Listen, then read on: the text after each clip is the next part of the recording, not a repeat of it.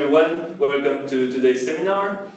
And today we welcome Hryhorii Ovcharenko from Charles University in Prague. And the topic will be about a new class of rotating charged black holes in the external Bertotti-Robinson electromagnetic fields. So, as usual, if you have questions during the talk, feel free to ask. There will also be time at the end. And Hryhorii, thanks a lot for being here, and you have the floor now. Yeah, okay, so thank you for the introduction. Indeed, I will be talking about this new class of spacetimes we have found with my supervisor, Professor Hryhorii Podolsky from the Institute of Theoretical Physics of Charles University. This talk is based on on 5 our joint works. The most notable one is the Fischer letter that appeared previous year, where we describe the one and the Fischer paper. In this paper, we describe this new class and how we obtained it. And here we present our some special case that has most interesting physical applications. And I will obviously talk about this class throughout my talk.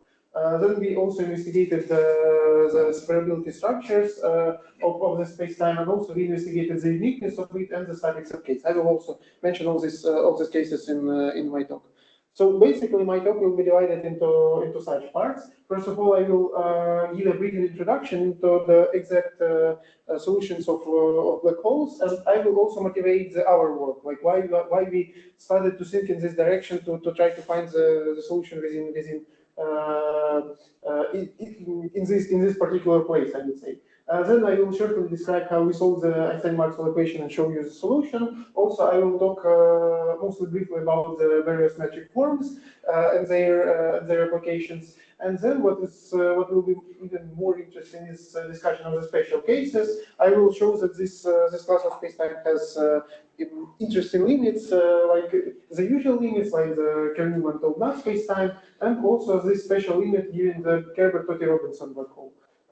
We will discuss its physical properties because it is quite interesting. It is quite simple spacetime and quite interesting to be investigated. And also, I will describe how our solution is being used already in the literature. That is also an interesting thing to be discussed. So let us start with the introduction. First of all, I start with a quite known class of exact solutions of Einstein-Maxwell equations that describes the asymptotically flat spacetimes, and also according to the uniqueness theorem, these are the only ones that describe the asymptotically flat spacetime within the Einstein-Maxwell gravity. Also, among various interesting and remarkable properties, I would like to mention that these spacetimes are of algebraic type D, and also that the principal null directions of the electromagnetic field, if the electromagnetic field is present, for example here, are aligned with the principal null directions of the wild tensor. I will briefly review what does it mean, because I will use this throughout the talk, so for you to understand what I'm talking about. So principal null direction for the wild tensor is such a null direction that that this component psi 0 with respect to this null frame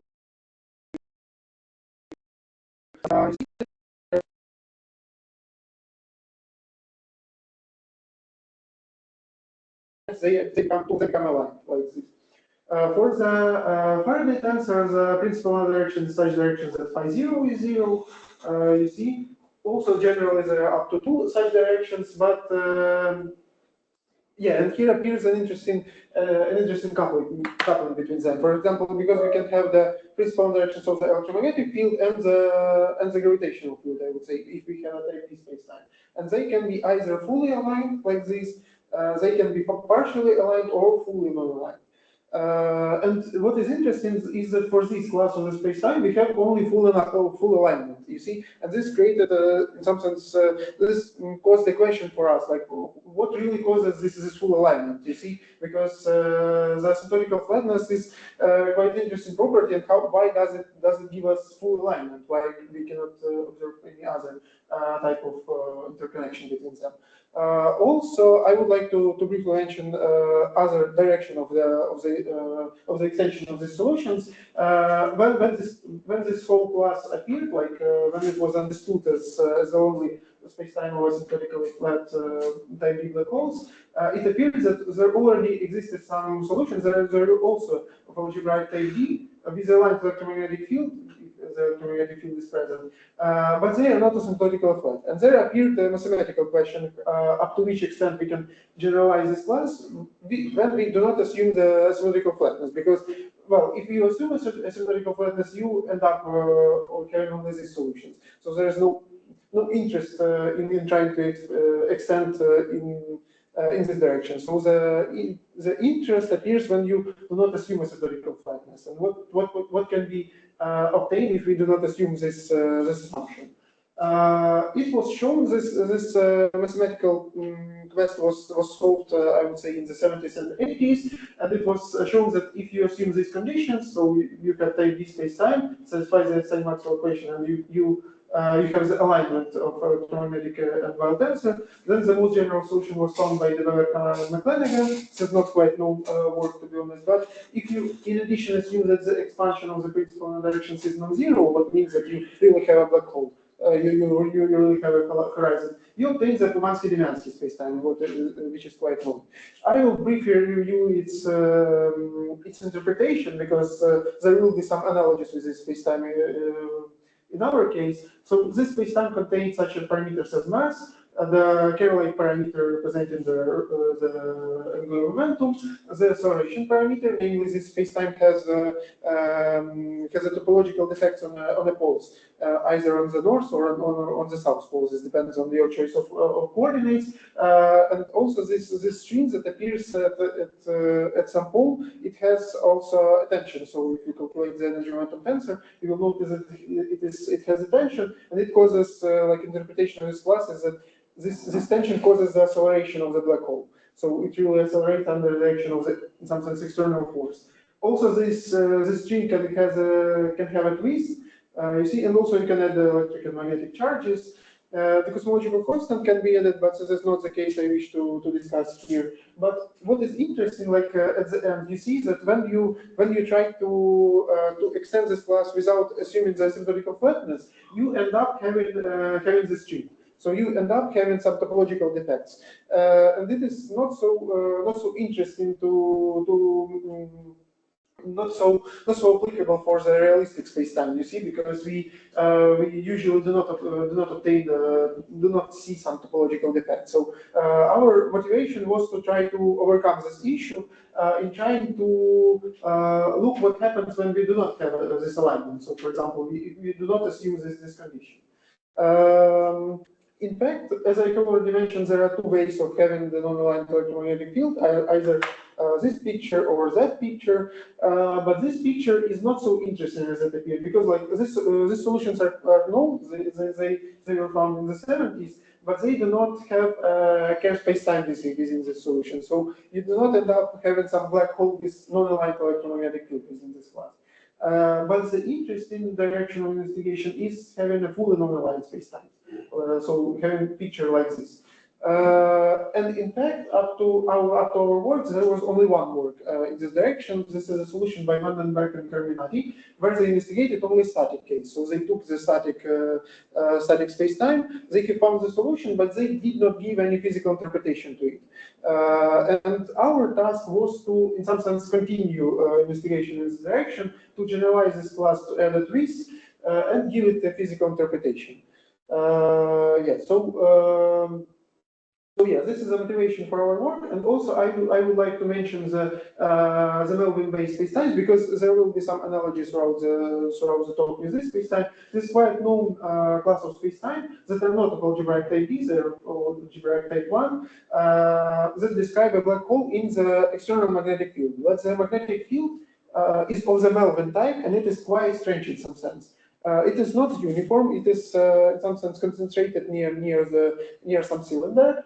But the issue is that when you are trying to go out from the cylinder, the electromagnetic field becomes weaker, but the gravitational field becomes stronger. It is quite a strange situation. So the gravitational field becomes, in some sense, creates some confinement box, I would say, that returns every particle that tries to escape to infinity. And this is also quite unrealistic. Yeah, and this will be useful when I compare our solution to this, as you will see. So let us talk about our solution, how we find it. I will mainly describe how we we constructed an ansatz for this space-time. We first of all took the ansatz from the solution from the Van den Berg and Carminati solution. As I already mentioned, it is a static space-time, so it can be described by this metric. And we saw an analogy with C metric. That has nearly the same structure. It has this conformal factor that depends also on Q and P. The metric functions Q and P, like you see, the structure is the same. And our idea was that, well, if we wish to edit this, so maybe we can proceed in the same way as can be done when we are trying to add this to the C metric. Twisting generalization of the C metric is a Blavatsky-Demansky spacetime. So you add the twist by adding these coordinates. Maybe it is not the usual form in which, like,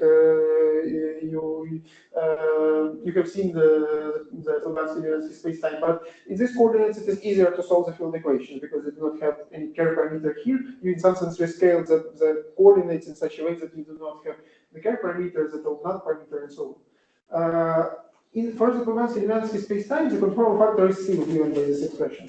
But our idea was that, well, maybe if we want to have the generalization of this Van den Berg and Carminati solution, we have to use the same ansatz, but we do not assume anything about this conformal factor. Let us try to solve the field equations with this ansatz, metric ansatz. The ansatz for the electromagnetic field is given by this expression, so we simply do not assume anything additional about it. And in fact, and before we do this, I would like to mention that even on the level of ansatz, we see some interesting algebraic properties. First of all, this spacetime is of algebraic type D. This is the only file scalar. The principal directions are geodesic and shear-free, what is quite a significant property. And also, it appears that with respect to this now the chart, the Maxwell scalar satisfies this condition. In the Van den Berg and Carminati solution, these two Faraday scalars were given by this. It was found that they are given by this expression. We in our first work we assumed that, well, let us try to use something like Newman-Yanis algorithm. So we instead of Q introduce Q plus EP. But then we have shown, like in our recent preprints, that this assumption is not required. This is the only solution of the field equations, as we have shown there. So this assumption currently is not so important, but I would like to show you that the result. C is some integration constant. Its interpretation is not clear, but I will give its interpretation, I would say, at the end of the talk. Then we proceeded with solving the field equation. So I just said that by solving this equation, you found that Q and P have to be quartics. From Maxwell equations, you find the phi1 component of the electromagnetic field. Also, it is important to say that phi0 and phi1 show us the non-aligned part of the electromagnetic field, phi0 and phi2 show us the non-aligned part of the electromagnetic field, while phi1 show us the aligned part of the electromagnetic field. And so, by solving these equations, we find the explicit form of these functions Qp and omega, and it appears that the coefficients within this expansion are related by these conditions. You see? So, well, what we did, we have found a new solution, what is quite nice, but the issue is that we don't have any physical interpretation. We have some integration constant, as you can see, Cij, but their physical meaning is not so clear. Which one represents the mass, which one represents the Kerr rotation, and so on and so on. It is really not clear. So for this, we first of all move to the Blavatsky-Demansky parameterization, Blavatsky-Demansky-like parameterization for this space-time. Our idea was that, well, let us have a look at this function unit.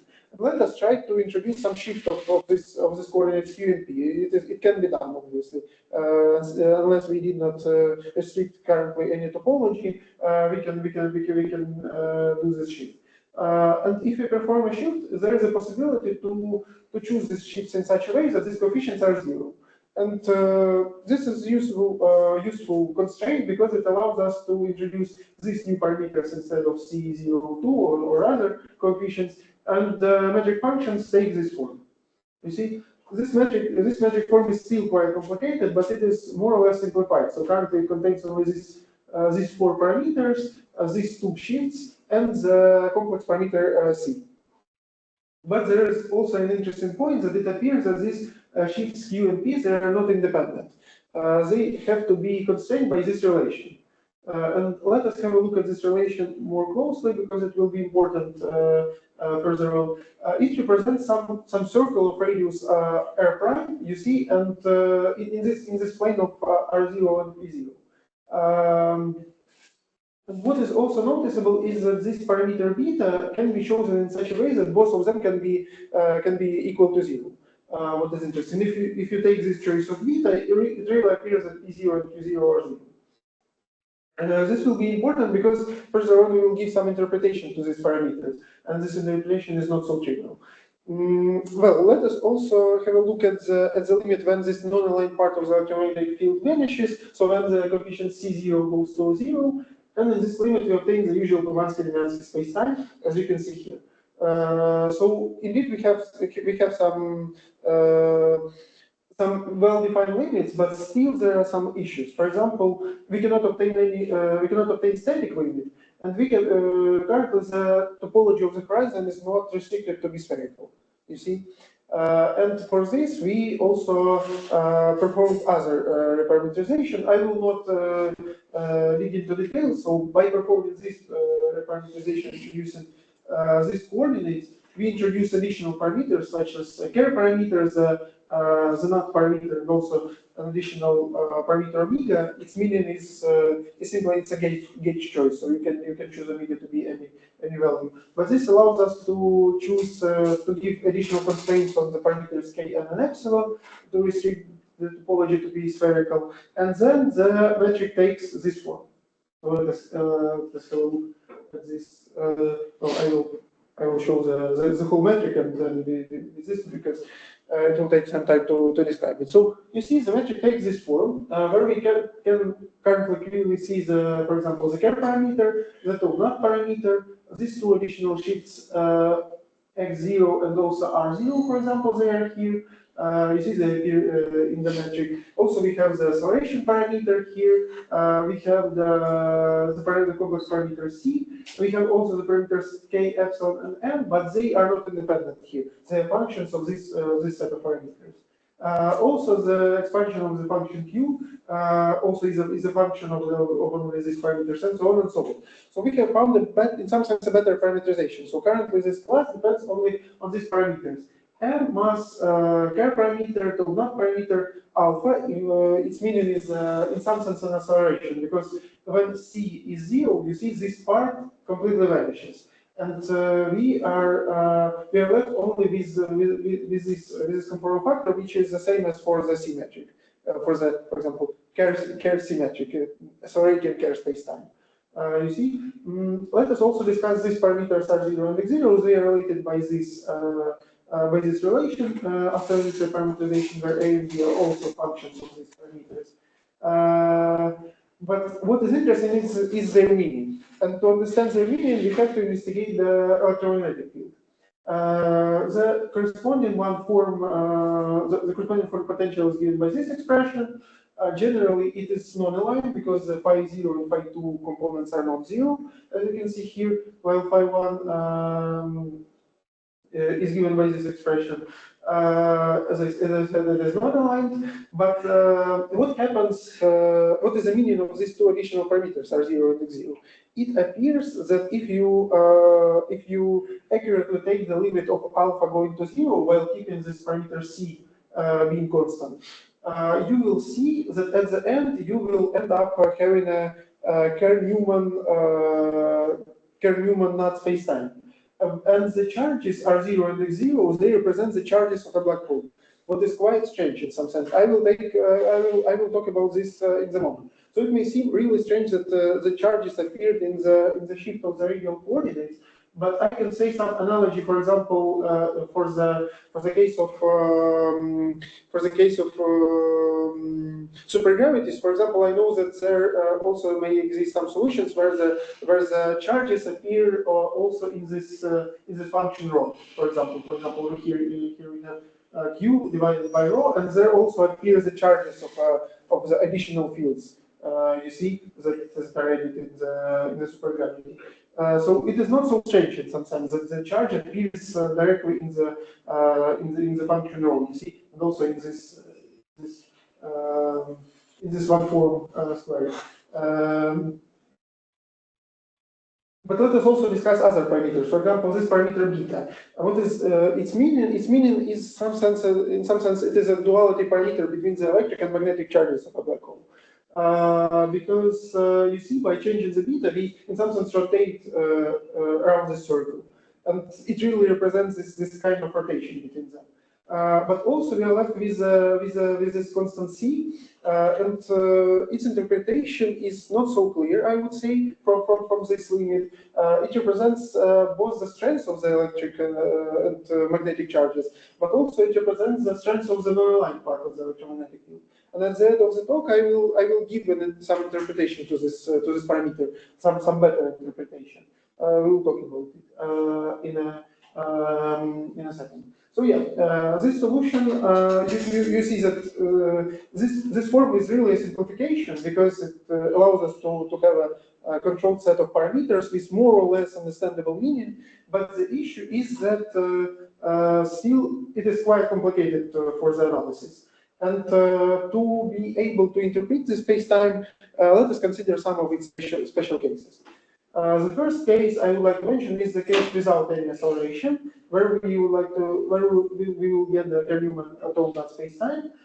Indeed, it appears that if you take the alpha to 0, while keeping the c to be constant, you end up having Newman tone space-time with these charges. You see, as I already said, they are really related to the shifts x0 and r0, what may be strange.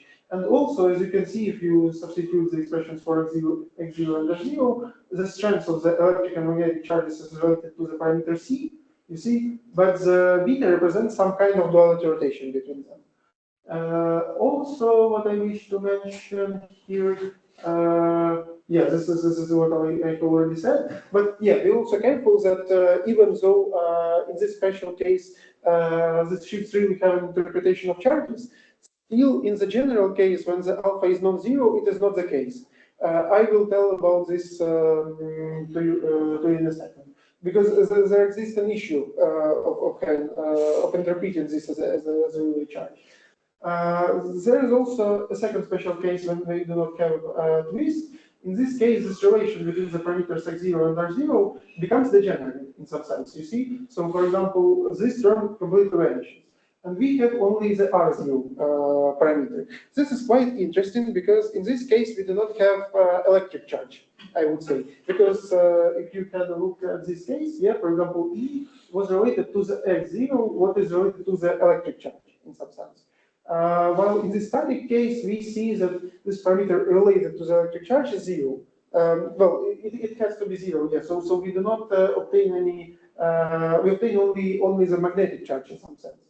And what we were able to show in our recent preprint, that really in this case, you obtain space-time with a magnetically charged black hole. We were able to find this charge, and this acceleration is related to the coupling between the external magnetic field and the magnetic charge of a black hole. So you see, we have a issue. We have a situation when we have an external magnetic field, and we have a magnetic charge accelerated in this field. Or by performing a duality rotation, you can rotate this picture, having uniform electric field and the electric charge in this space-time.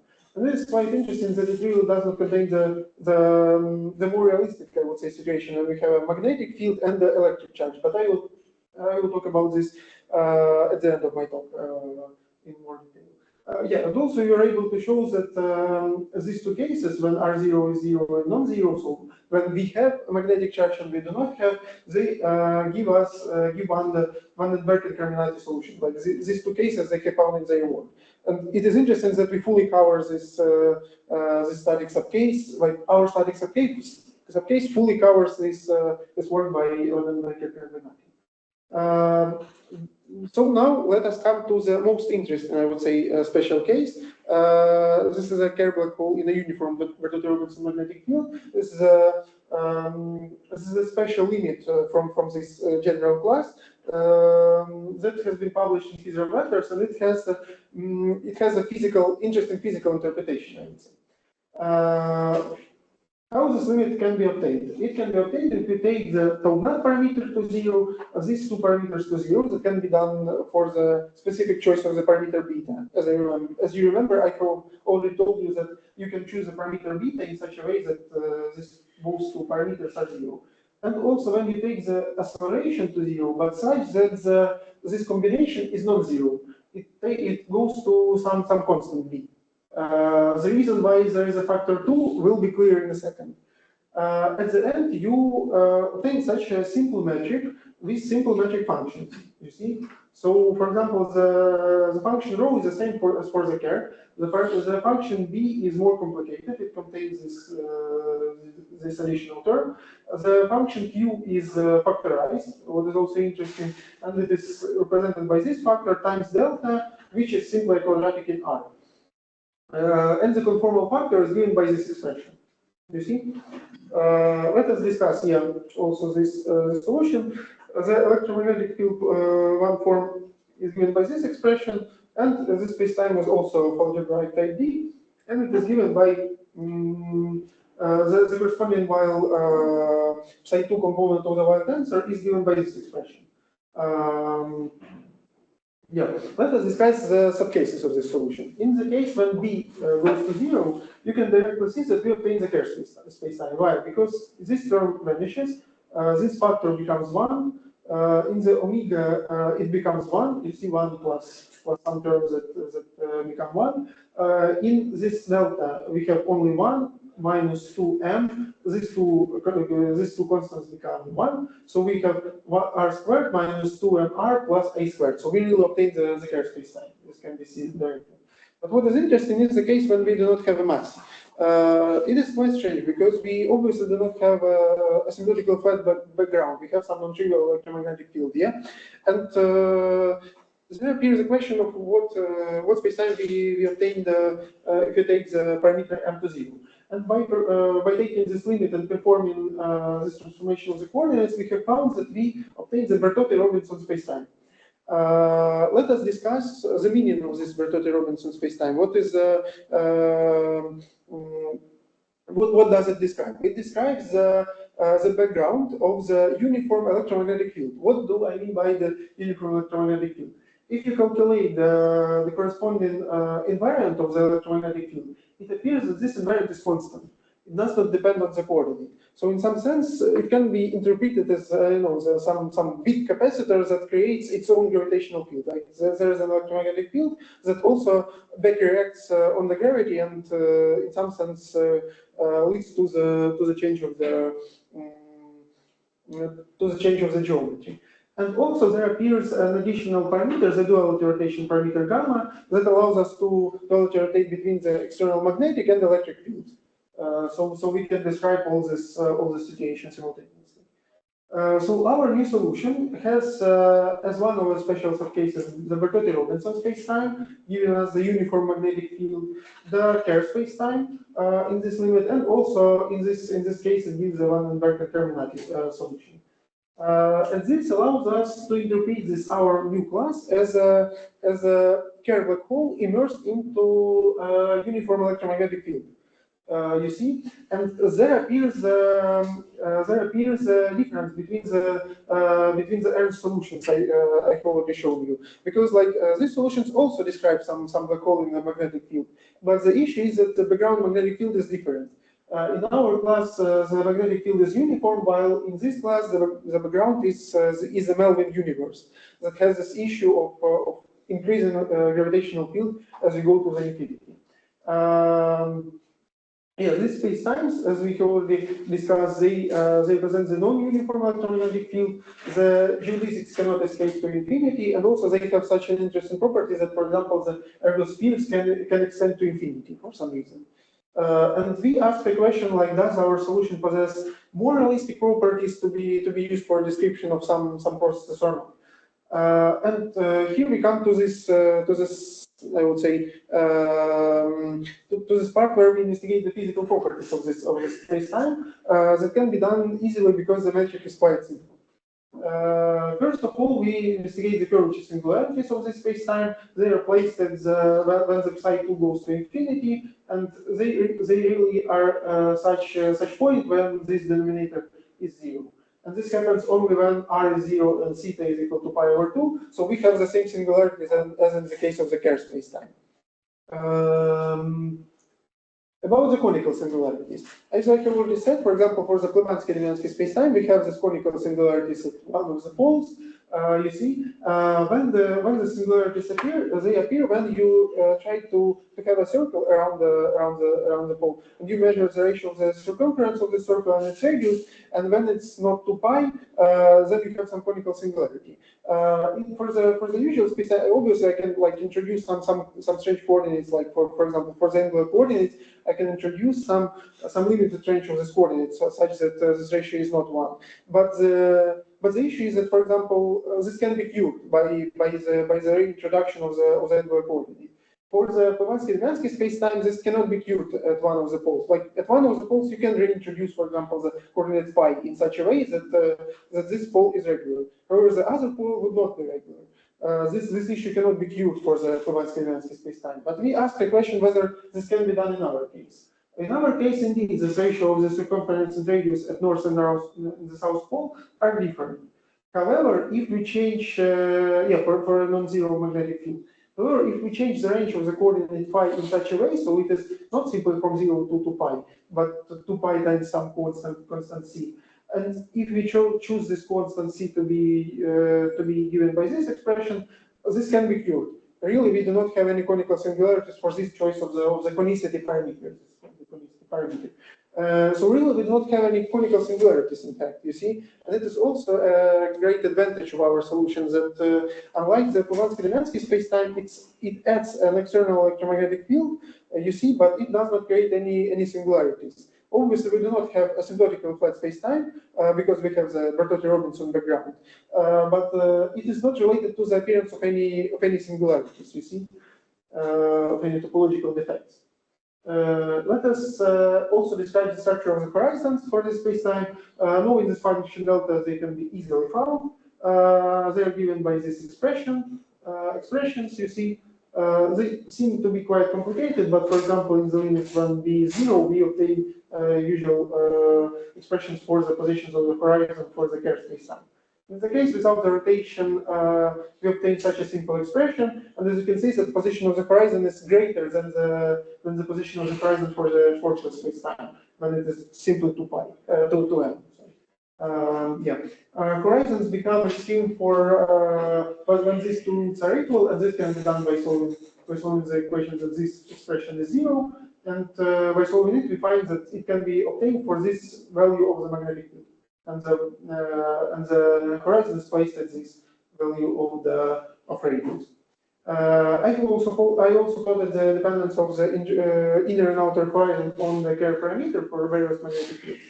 For example, we can see for the small magnetic field, we see some slight deviations of the position of the horizons. First of all, we can see that both the inner and outer horizon are larger. So they, in some sense, if we had without the magnetic field like this picture of the inner and outer horizon, they in some sense extended. And also what is noticeable is that these horizons become extreme at a smaller value of the Kerr parameter. You see? Yeah. Sorry, do you have any interpretation for when Pm is greater than 1? Not sure. I mean, there is an issue also with the asymptotical structure because, for example, the function delta becomes negative, as I remember in this case. It does not have any roots and it becomes negative. So in some sense, the radial coordinates is time-like globally, I would say. So this is an interesting question. We did not investigate it yet. I was asking if then you get two time-like directions, or becomes regular? I mean, the R becomes the time-like, but the T becomes the space-like. As usual, when the functions Q, well, let us inspect the magic. You see, when the function delta is negative, yes, this term is positive always, and thus the T is space-like. Well, my question was a bit related. So it was about the limits of these parameters that you have a black hole, because there's the bn going to 1, and there's also the a and the ab. So when it's, well, I guess square of that is 2, then you get a I1 to be 0, which happens before, well, and before that, I2 becomes 0. So, I mean, what do these ranges mean? Yeah, well, we still did not investigate in details this limits, like up to which extent we can extend it. We can say that, like, for realistic space-time, this parameter b is small, so this issue does not appear. But what happens when we extend to these cases is still not clear for us. This has to be investigated in more detail. Like, we have some space-time, but its interpretation is still hidden from us. You see, so what is really the structure of the horizon? As I remember, there will be no horizons, but I know do we have some close time like curves or something like this? This is not still clear to us. And the extremal limit? So what defines it? You mean the extremal limit for the to the general horizon? It is defined by the magnetic field. Yeah, so let us inspect it. Yeah, so it is here. You see, and if, for example, if Kerr parameter is close to mass, so you have a small magnetic field required to have an extremal black hole. So this is the limit when you could solve this equation for the Kerr parameter, for example, but algebraically it was complicated to solve. Just simply, you see, you have these square roots, but it was easier to solve for the magnetic field equation. So that's why we presented it in this form. It may seem strange, yeah, it somehow contradicts this with these relations, but in fact, yeah, it was just algebraically simpler. And did you have to study a little bit this extremal limit? Do you have a geometry, like the neck geometry or something interesting? Well, there already exist works that investigate this. The people show that they obtain some twist in near horizon extremal Kerr. I don't remember the nickname. Well, there's a work on the Kerr CFT correspondence for this space-time, where the author finds the corresponding coordinates, the corresponding near horizon limit in this case. And as I remember, it is also some usual metric like something like twisting near horizon Kerr or something like this. So, but it's itself a solution.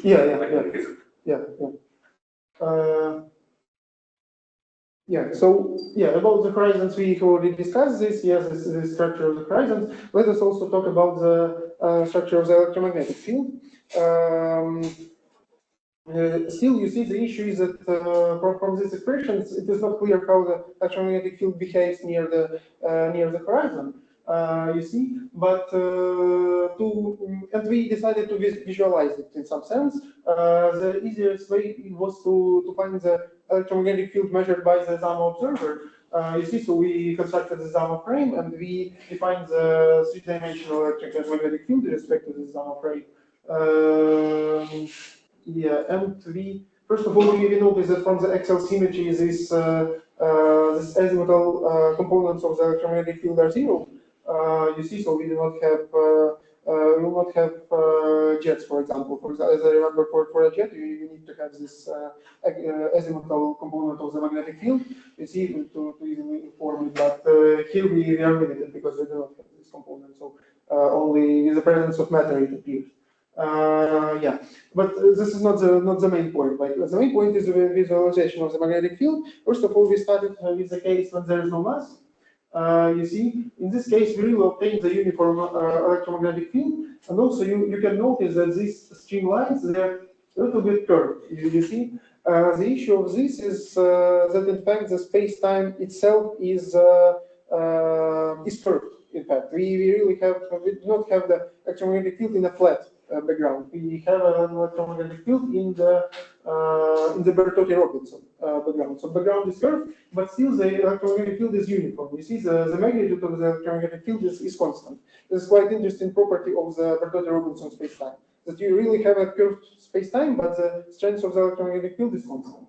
What happens when we add mass? There appears an interesting picture, I would say. You see, for example, the magnetic field starts to deflect from the black hole. It starts to be it starts to be expelled by the black hole. This was quite strange to us because one can expect that the black hole attracts the magnetic field, but this effect is quite known for the black holes. It is called the black hole Meissner effect.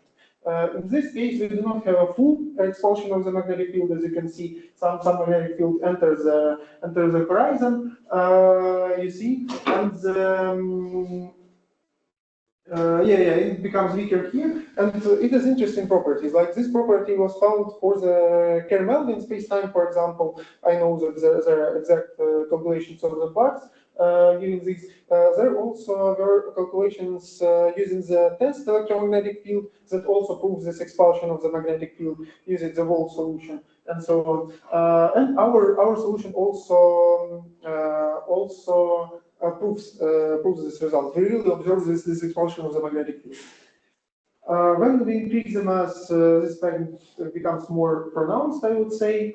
But what is interesting is when we add the rotation. In this case, first of all, I would like to notice that we obtained the ergospheres that are limited, so we do not have any extended to the infinity ergospheres. You see, the electromagnetic field is still expelled, but we can define the magnetic field inside. And still, its structure inside below the inner horizon is quite strange, and we do not have a full interpretation to this picture yet. This has to be investigated in our future work because still it is not quite clear what causes this strange picture. And in the extremal case, we obtain such a visual picture of the magnetic field, as you can see. And also, you can notice that in the equatorial plane, we have near the horizon, we have a full expulsion. Like so the magnetic field is identically zero. What is also interesting is that if you calculate the flux of the magnetic field, you can notice that like the magnetic field enters the black hole, you see, but it also here, for example, it goes out from the black hole, and if you calculate the whole flux of the magnetic field throughout the, for example, upper hemisphere, you will notice that it is zero. So it is zero not because like the magnetic field is fully tangential to the horizon. It somehow enters it and leaves it for some reason. This is still quite strange. It has to be investigated in more detail. The second thing that we wish to investigate is the geodesic motion. Because, as I already mentioned, in the Melvin-based spacetimes, particles cannot reach the radial infinity because of the issue of the Melvin background. We had a question like what happens in our case. By doing the usual analysis, because like in this spacetime we have conserved energy and angular momentum. For the non-equatorial motion, the Hamilton-Jacobi equation is non-separable, but we can constrain us to the equatorial motion and the case, for example, without the Kerr parameter, just to investigate some simpler cases. And we obtain such an expression for the equation of the radial motion with such an effective potential. And let us plot this effective potential for various magnetic fields. Without the magnetic field, we get the usual picture of the effective potential, you see here. But as we increase the magnetic field, the effective potential increases itself, like its magnitude increases, and also the position of the circular orbit moves closer to the horizon, as you can see here. And at some value of the magnetic field, it disappears. So we end up at the innermost stable circular orbit. And for large magnetic fields, we will not have any minima, and so on. But also you can see that, yes, the magnetic field becomes, the effective potential becomes larger. And what happens at the infinity, in this case, and at the infinity, we have a finite value of the effective potential. Are those timeline or no? These are the, Timeline. yeah. There's an unknown. Yeah. That is just scalar. Not is the mass. Of the particle, yeah. We introduce some M0 not to confuse with the mass of the hole. For the light particles, I can just briefly say what is interesting is that for the light particles, you can separate the Hamilton-Jacobi equations for the non-equatorial motion. It is when there is no mass of a particle. Yeah, it is interesting, but for the massive particles, this separation is not possible because of the presence of the conformal factor. It is quite interesting. Yeah, also we investigated the innermost stable circular orbit defined by this condition, and it appears that the expression for this orbit is quite simple. It is 3 times the horizon radius. You see, so this is the same relation as for the Schwarzschild, but the issue is that the horizon radius is now different. It is given by this expression. For the case when there is a Kerr parameter, we can say that there already exists such a work where we also investigated the position of the innermost stable circular orbits. The relation between it and the inner and outer horizon is the same as for Kerr. So you can take the inner and outer horizon, use the same expression, but substitute for the inner and outer horizon not the usual Kerr m plus or minus square root of x squared minus a squared by this expression, but this expression. Well, I don't really want to return, but I guess you remember the expression for the inner and outer horizon. Well, what is quite interesting, so you really have the same formula. Let us also briefly discuss thermodynamics. First of all, we calculated the area of the horizon and the entropy of a black hole that is given by this expression. You can see. Also, we found the temperature of it. And what is interesting is that this, in the case without rotation, they satisfy this relation. So 2Ts is equal to simply the conicity times the mass. You see, and it really reminds a smart relation. You see, so we suggested that maybe the Cm is a mass of a black hole, and if you assume that the conicity is not right when you vary the parameters of the space-time, you will see that the first law really works in this form for this case. But it is not the correct way of doing the thermodynamics when you do not vary the conicity. In some sense, when you vary the parameters in such a way that the conicity does not change. The better way is to do this when you vary the conicity, and in this case, the smart relation and the first law a little bit changed. There appears a magnetic moment of a black hole. However, this is also not a unique way to treat the thermodynamics of the space-time, because currently there exist several works on it. For example, there is a work that investigates the thermodynamics of the full Kerr space-time, where they have found the expressions for the mass. They use the same temperature and entropy. They have found such a mass and angular momentum that they satisfy the smart relation of the first law without this magnetic moment. So this is still debatable, like how to treat the thermodynamics, I would say, in this case. Also, this is also partially caused by the fact that we do not have an asymptotical flatness, because for the asymptotical flat spacetime, it is quite natural. It is natural how to calculate the charges. You see the corresponding quantities there, and to treat the thermodynamics. But here it is more complicated. Also, we plotted the dependence of entropy and temperature on the Kerr parameter. What is interesting is that for the magnetic field, the dependence of the entropy on the Kerr parameter is not monotonic. You see here, but the temperature monotonically decreases to 0 when we have the extremal case. Now let us move to the last part of my talk. It is how our solution is used. I will just sketch this briefly, because like I have mainly covered all the special all the main properties of this class. So first of all, I would like to mention there is plenty of works on the black hole shadows, where people investigate the shadow with the increase of the magnetic field. Here are some parameters of the shadow depending on the parameters of black hole. Also, there is a work where authors investigated the optical images of the Kerr black hole. They use some models of plasma, quite known models that allow to simulate the plasma around the black hole and generate such pictures. But what is noticeable is that the external magnetic field leads to the extension, I would say, inflation of this space-time. You see, so both the horizons are become bigger with the magnetic field, and also the image of a black hole become bigger. Also, this was used to sometimes constrain the parameters of the observable black holes, namely the black holes. The pictures of black holes we already have, and also just say that we have the parameter b up to, we can constrain the parameter b up to 0.2, for example, but it is still quite large. Like the realistic magnetic fields are, I know, 0 to -6 for the parameter v, for example, for this space-time. You see, so it cannot be easily constrained from the shadow at the end. This is like the message of this direction of the investigation, I would say. Also, there was an interesting work on the Penrose process, because we here have a non-trivial external electromagnetic field. It appears that if you have a decay of an uncharged particle into two charged particles, this external magnetic field can help the charged particle to escape to the infinity.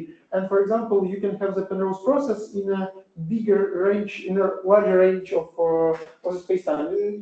You are not constrained to the ergosphere. You see, for example, for the case when there is no magnetic field, this process can happen only in the ergosphere. But here it can happen outside the ergosphere. And also by increasing the charge, you can get a larger efficiency of this process, which is also quite interesting. Also, there is an investigation of the spinning particles, like the particles with different spin.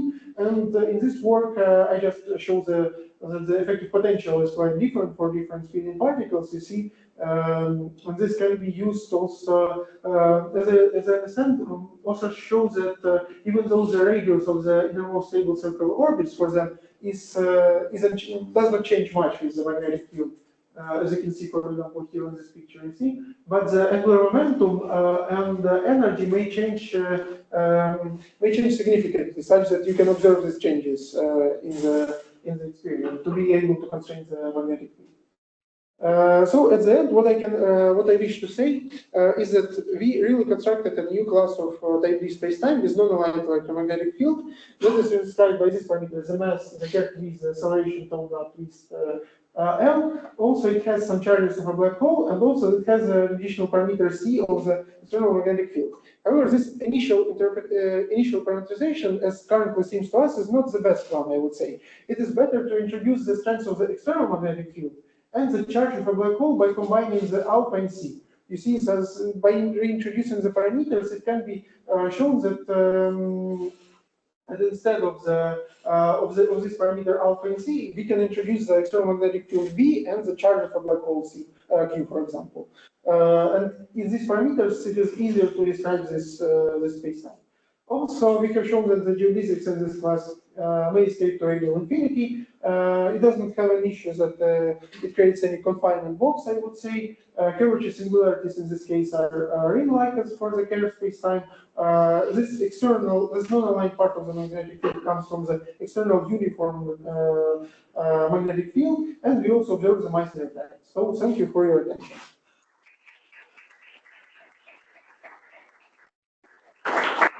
So thanks for the presentation and nice keeping of time. We have time for questions. So first of all, congratulations, really nice, and also on your impressive talk and 140 minutes slides. So I have many questions, but perhaps people. So about uniqueness, what kind of statement can you do now about uniqueness, considering non-aligned physical directions? Yeah, this is quite interesting because this is really the content of our recent preprint, like what we showed there in this preprint. That let me open some. That is the assumption. Yeah, here. We were able to show that if you take this symmetric ansatz and you impose the Einstein-Maxwell equations, this RD plus is the only solution you obtain for this metric ansatz. Also, there appears a question like about the uniqueness of this metric ansatz, obviously. We were able to show, well, it is not our finding, it was mainly proved by De Wever and Vandenberg, that this space-time is one that satisfies quite interesting properties. It is this metric, it is of algebraic type D. It has geodesic and shear free principal directions. It has this principal directions are orthogonal to the to which direction? To the let me remind myself, to the polar direction, to the direction theta, and also it has an interesting property that one form is closed there. It is simply an algebraic property, but still, if these conditions hold, this is a unique metric ansatz. However, if you do not assume this magic ansatz, we are not sure whether it is a unique solution or not. Maybe there may exist some general. Obviously, we can expect that, for example, some type 1 spacetime also can be merged into this Bernoulli Robinson spacetime. Also, there exists already plenty of spacetime generated by generating techniques. For example, the Marco Astorino is an expert on it. He has already generated several spacetime using adding this Bernoulli Robinson magnetic field to the, for example, Melvin spacetime. For example, you have this Kerr-Melvin spacetime with additional Bernoulli Robinson magnetic field. And for example, the whole Kolbansky-Demansky class can be also emerged into both the Melvin and the Bernoulli Robinson magnetic field. So still, it is debatable, like up to which extent we can generalize it. What we can say is that in some sense we have a building block. You see, we have this Bernoulli Robinson background as a building block, and we think that somehow it can be combined with other spacetimes.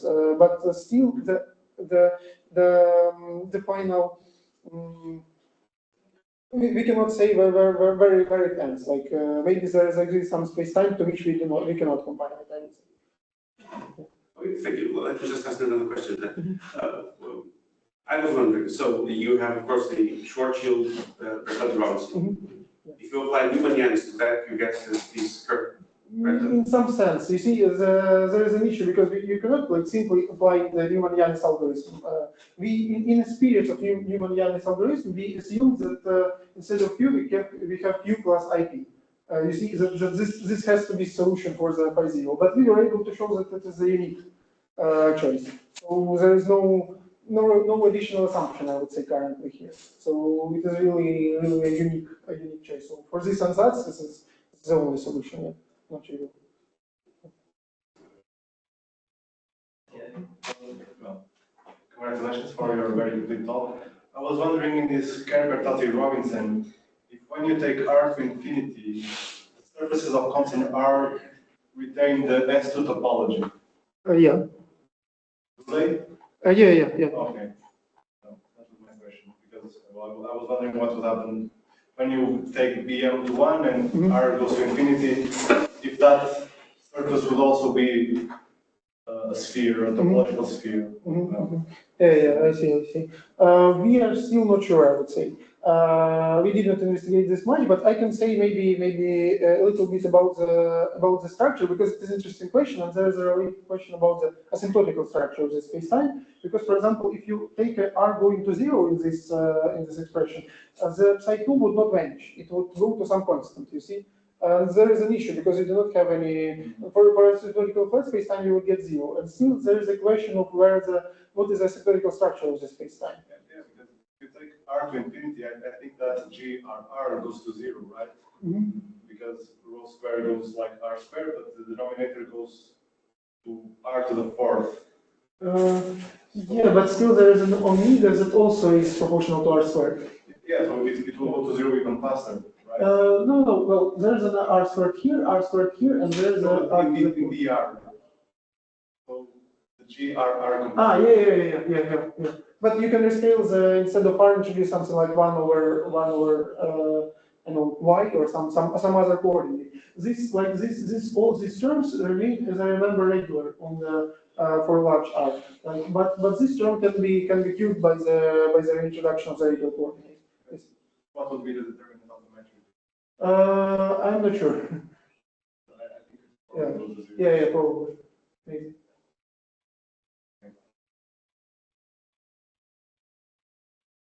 Yes, Eugene? Very much. Just remember to confuse also discussion of thermodynamics. Because naively I would expect angular momentum. The very smart and first law. Yeah. I have. They put a B parameter. Yeah. Maybe it was not clear, but here I consider it only the case without rotation. Yeah. Obviously, the angular momentum has to be added, and in that work I was talking about, the investigators they also found the angular momentum. Yeah, for this kind of human, there exists a work on this. I can show you, but I'm not sure whether it is a unique choice, I would say, of the parameters. You see, maybe the thermodynamics can be reformulated throughout this magnetic moment and so on. Maybe let me just ask if there are any questions online.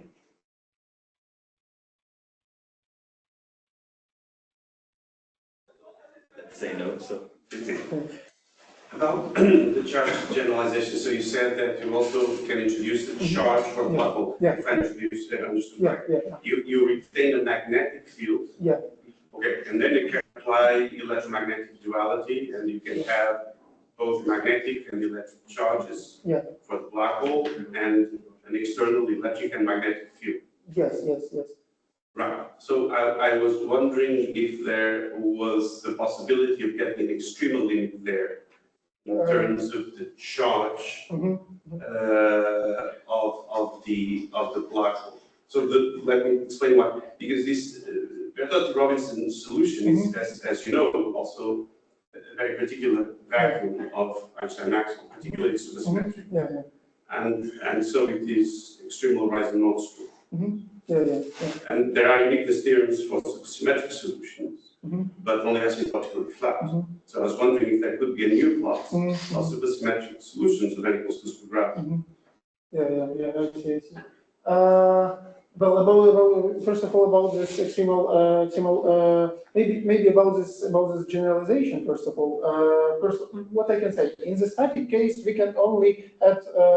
If we have magnetic field, we can add only magnetic charge. This is also a strange situation. However, if we add a rotation, we can add an electric charge. You see, there is strange property of the space-time that, for example, having a magnetic field and electric charge is possible only when we have a rotation for some reason. But you can always apply electromagnetic duality. We can rotate having electric field and magnetic charge. This is true.